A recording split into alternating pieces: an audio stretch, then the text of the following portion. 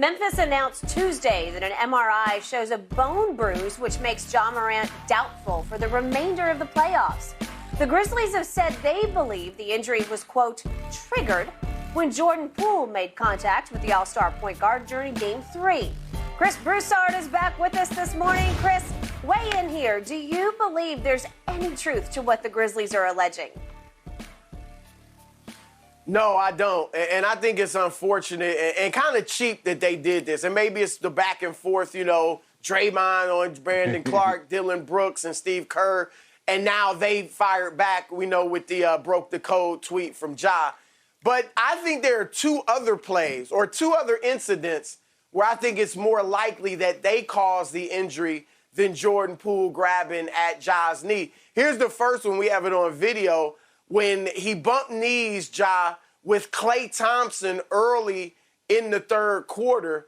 You'll see on this play at the right wing, at the three-point line, right there, they bumped knees. And remember, Ja was limping, like he kind of had to walk it off, you see right there. So that may have, I think that's a better chance that caused the injury than Jordan Poole grabbing it.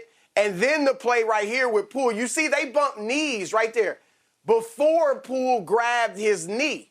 And I think that's another instance right there. His knee is kind of in an awkward position, Ja. I think those are the two plays where he likely got injured. Rather than Poole grabbing it, I just don't, even if Poole grabbing it did cause the injury, guys, I don't think it was on purpose. I've never even heard of a guy like injuring somebody grabbing like that. I think the bumps are more likely to have caused the injury than him pulling at it. Yeah, I totally agree. That's how you get a bone bruise, Skip. You either bang knees or you fall on the ground. You fall on the football field or you fall on the basketball, on the hardwood. Yep. That, you don't get a bone bruise by pulling. No. You can't bruise somebody by tugging. You got to pound on it. And like, I agree with you, Chris. I mean, come on, man, stop this. It was aggressive. So in other words, he had the bruise, but what Jordan Poole did, it irritated and made it flare up. The man missed 25 games because of injuries to both of his knees. And the last 9 games that he missed in the regular season was because of the right knee. So he had issues coming into the playoffs.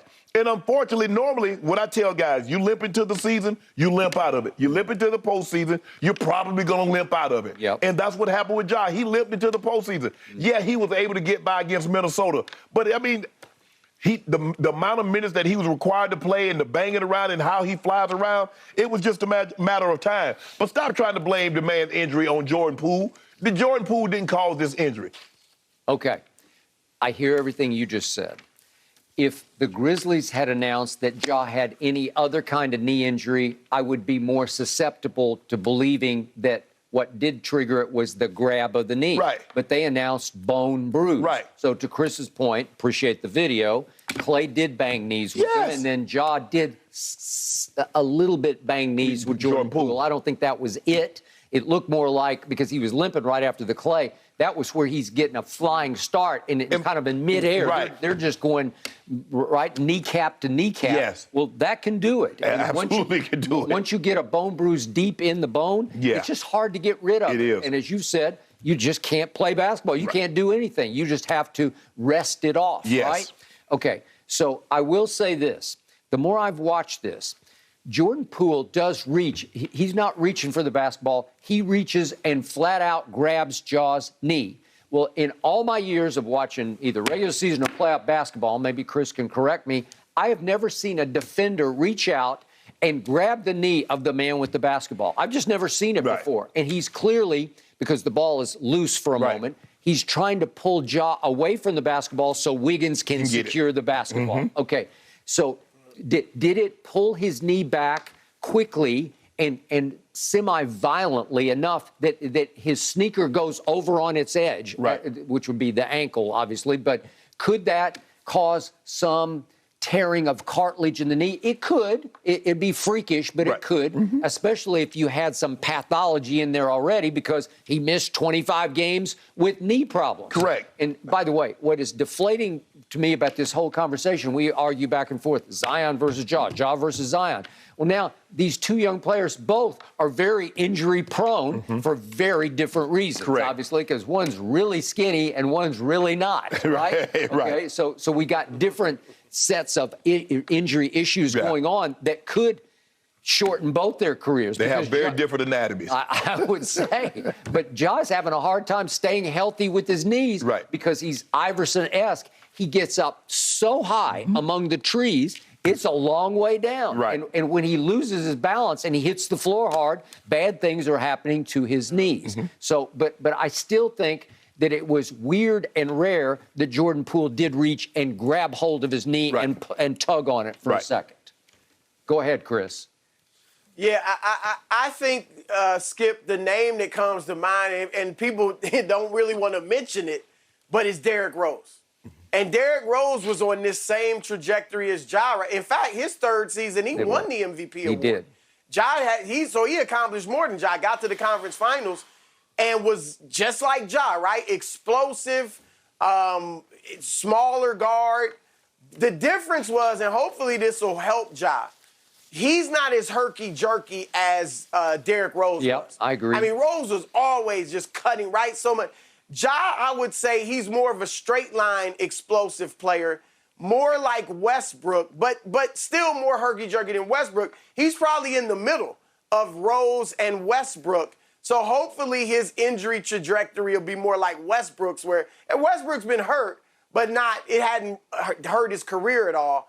Hopefully that, if he'll stay healthy like Westbrook has, rather than what we saw with Derrick Rose. But you're right, Skip, when you're explosive like that, at that small size, we've seen guys get injured in those cases. Yeah, to me, Derrick Rose was a little more explosive than Ja is, but Ja can leap like for 6'2", I think he's about 6'2". I've never seen 6'2" get any higher than this 6'2" does, because he is jumping out of the gym, man. Yeah, you're right. Skip, and I get it. The Grizz, that's their superstar player.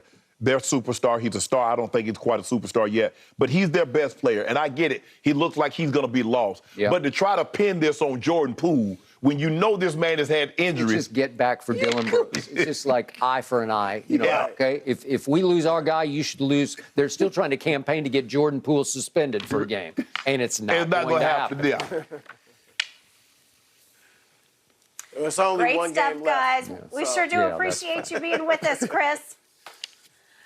The playoffs are full of intrigue, that's for sure. All right, coming up, back to the gridiron. Can my guy OBJ still help a team this year? NBA playoffs. Steph Curry and the Warriors looking to close out the Grizzlies tonight. On his podcast this week, Draymond Green spoke about how his team has performed against the number 2 seed, saying, quote, "This isn't the Minnesota Timberwolves. This is the Golden State Warriors. This is championship-level basketball. This is how we do it." Bold statements, Draymond, but what else would you expect from him? Shannon, do you like Draymond saying Love these it. things? Because who said that? I say the Golden State Warriors are not going to play dumb basketball like the Minnesota Timberwolves. Well, that's going way out on a limb. Where you have three double-digit leads in the fourth quarter. You have a 26-point lead that you blow. You get it back to 25 and you blow it again. So the Golden State Warriors are not going to make the mistakes that the Minnesota Timberwolves made, and they're going to make you execute in clutch situations. Once they did, the other time they didn't. So the Warriors, this is what they do. They're going to get the shot that they want, and they're going to execute at a high level, especially in clutch situations. Their championship DNA, that's what they speak about. Their core guys, Clay, Draymond, and Steph. Man, Dre, he knows he get that dribble handoff, that dribble bounce pass. He knows Steph is going to pull up, bounces it to him, Steph lets it go. The handoff to Clay. Man, look, they're in sync. And they're not going to play the type of basketball that the Minnesota. You're not going to let that team get you down 25. And so, they're going to make dumb mistakes. They're going to keep jacking up threes. They're going to play willy-nilly basketball, turn it over, and we'll get back in the ball game. That's not how the Warriors are built. They're much smarter than that. So I don't got no problem with Draymond. Y'all know Draymond going to speak his mind, so why y'all surprised that he said that? Did he lie? At the end of the day, did he lie? No, he didn't. Whoever said that Golden State is Minnesota? Who said that? Where did that premise come from? No. Nobody. Nobody said it. Because here's the thing. You and I both know, Skip, Golden State. Minnesota should have beat them. Minnesota had them down. Skip, you can't. What team you know come from 26, 18, 15, 13, and they're coming back from these double-digit leads in the fourth quarter in order for